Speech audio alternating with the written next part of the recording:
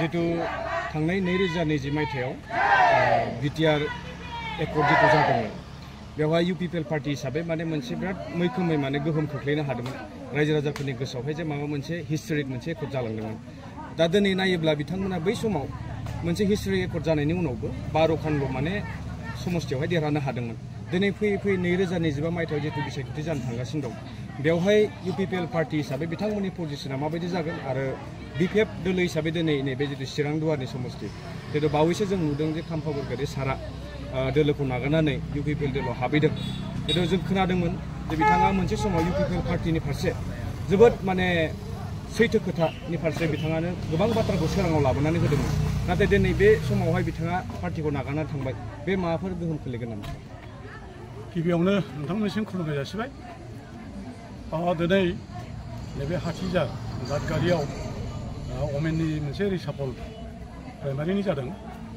बे दिनै मेलनि गेजेराव आं बेखौनो फोरमायगोन जे थांनाय 2020 27 फेब्रुवारियाव 27 जानुवारियाव जितु पिस एग्रिमेन्ट जादोंमोन।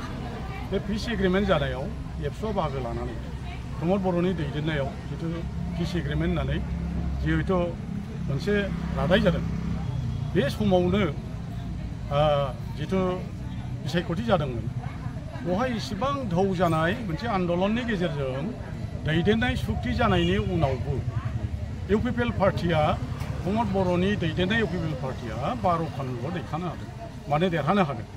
12आवबो बियो डाबलजों माने बेखौ माइनास खालामोब्ला बियो इउपिपिएल हिसाबै 11थाल' देरहानो हादों। नाथाय बिपिएफआ जिहयथ' 15 बोसोर सरकार खालामनायनि जाउनाव रायजो राजानि खाथियाव गोबां हाबाफारि मावनाय जौगानाय हाबा मावनायनि थाखाय रायजो राजाया फोथायनानै एकर्ड जादोंब्लाबो परिबर्तननि स्ल'गाननि गेजेरजों मोनसे धौ फैदोंब्लाबो बिपिएफआ 17था देरहानो हादों।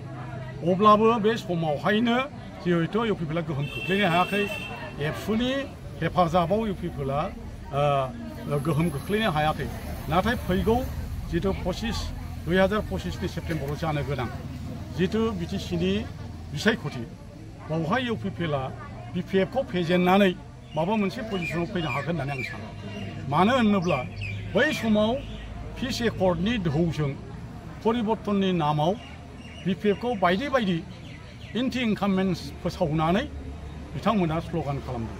अब्लाबो बिपिएफआ 17था देरहादों आरो एबार जोङो 17थानि बादै 2025नि सेप्तेम्बराव जानो गोनां बिटिसिनि बिसायख'थियाव जोङो 26निफ्राय 27थासिम देरहानानै जोङो सरकार खालामगोन बेयो खाथां।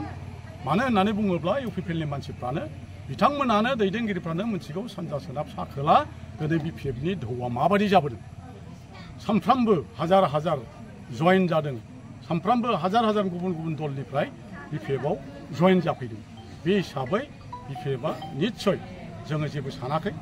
आरो खाम्फा बरगयारि बिथाङा 14 नम्बर चिरां दुवारनिफ्राय बिथाङा बिपिएफनि जितु बिजाथि जाबाय थायोमोन बिथाङा जिहेतु 15 बोसोर बिटिसिखौ सालायदोंमोन डिप्टी चिफ हिसाबै बिथाङानो लुखांदोंमोन बिथाङानो बानजायदोंमोन बे ओनसोलखौ।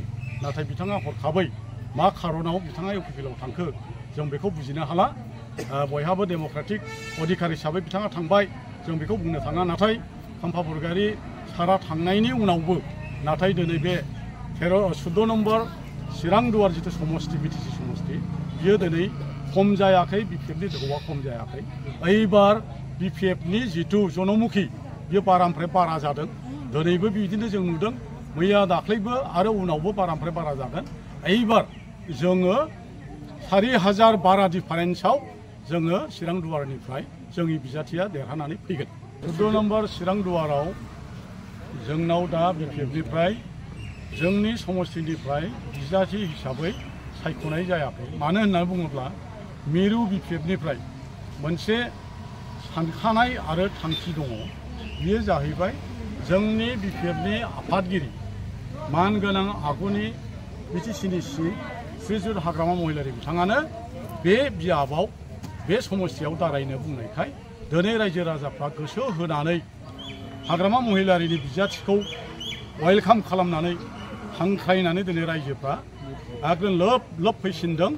बिनिखायनो जोंनि बिजाथिया हाग्रामा महिलारियानो जायोब्ला देरहानाया अनाबायज्य हिसाबै जोङो बांसिन भटआव जों देरहागोन होननानै जों मिजिंथिदों आरो दिनै रायजो राजाफ्रा एकदम सानफ्रामबो हर सान बे ओनसोलनि रायजोफ्रा एखेबारे खुसिजों हाबा मावगासिनो दङ।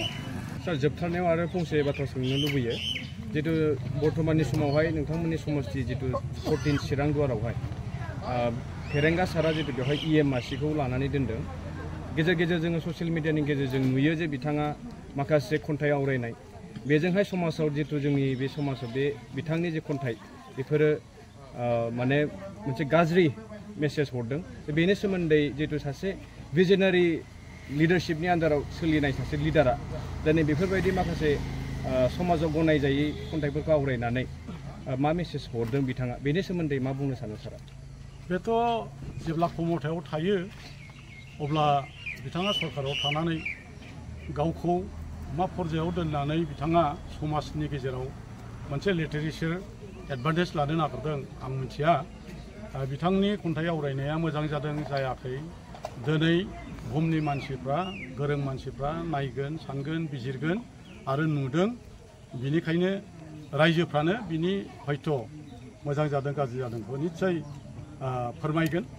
नाथाय दिनै बिथाङा बे समस्तिनिफ्राय EM जादों रायजोनो बेसेबां जौगानाय लाबोदों लाबोआखै रायजोआनो निस्सय खोन्थागोन।